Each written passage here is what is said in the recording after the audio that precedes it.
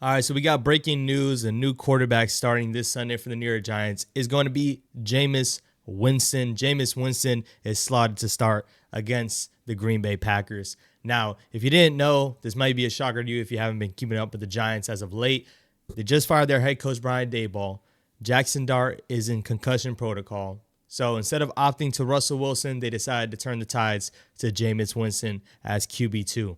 Now, this is going to be exciting for some fans, and I think fans around the NFL are going to be hyped to see Jameis Winston playing football. But for your New York Giants, I don't think we wanted to see Jameis Winston step in, but it's a lot better than having Russell Wilson on the field.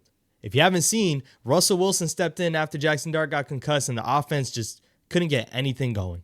Other than a Devin Singletary breaking a long run on a short pass, the offense looked bad with Russell Wilson at the helm. We know at the end of the day, we turned away from Russell Wilson at the first 3 games because of that, because the offense just couldn't get things going.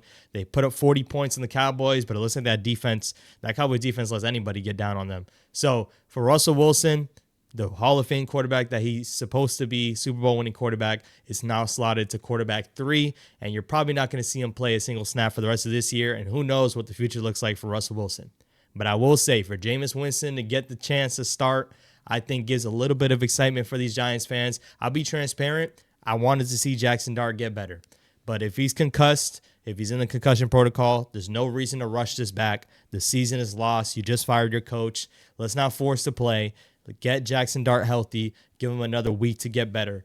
And we're going to see what Jameis Winston can do against the Green Bay Packers. Now, for anyone that doesn't really know what Jameis Winston's resume is, he's going to throw touchdowns, but he's also going to throw picks. He's going to be throwing a lot of balls down the field. They might get intercepted by the other team, but Jameis Winston is going to give your offense a chance. They're going to be able to stretch the ball vertically, going to be able to hit the ball over the middle of the field, because that's the things that we didn't see from Russ. We didn't see him target over the middle of the field.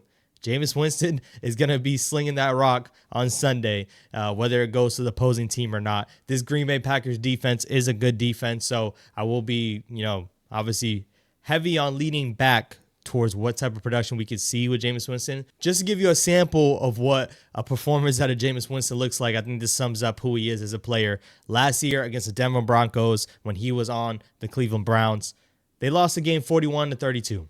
They lost the game. But in that game, 34 completions, 58 attempts total, 497 passing yards, 4 touchdowns, and 3 interceptions. I don't know about you. That's a Jameis Winston stat line.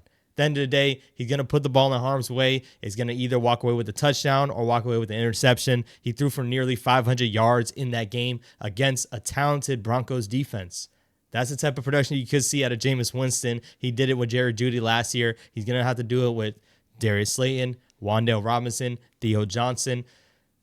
Hey, let's see what he does on this Sunday, man. Once again, the season is lost. The playoffs are not something that the Giants are looking forward to. But in Mike Kafka's first decision is to bring out Jameis Winston. Mike Kafka is the interim head coach, and I think the first thing that you had to see from him was this move.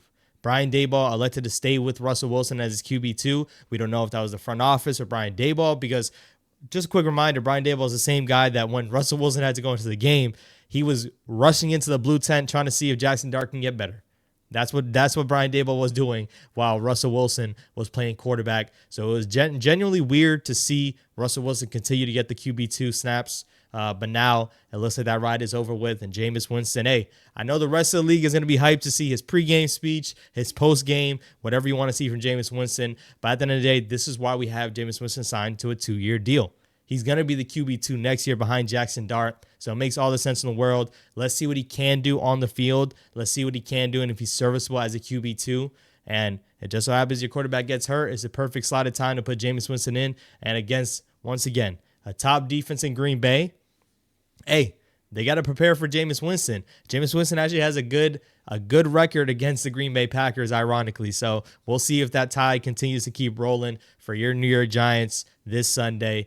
Take a look at your new QB1 this Sunday. With this being Mike Kafka's first move and his first game as a New York Giants head coach, as he's the interim head coach, I'm looking to see if the team, answers back with that energy. I'm looking to see if the team shows any type of fight that we haven't seen. And this is the Green Bay Packers coming off of a bad loss against the Eagles where they couldn't put up a lot of points. If you're excited about Jameis Winston and the Mike Kafka New York Giants this Sunday, man, let me know down below your thoughts. Comment down below, like up the video, and I will catch you guys on the next one. Peace.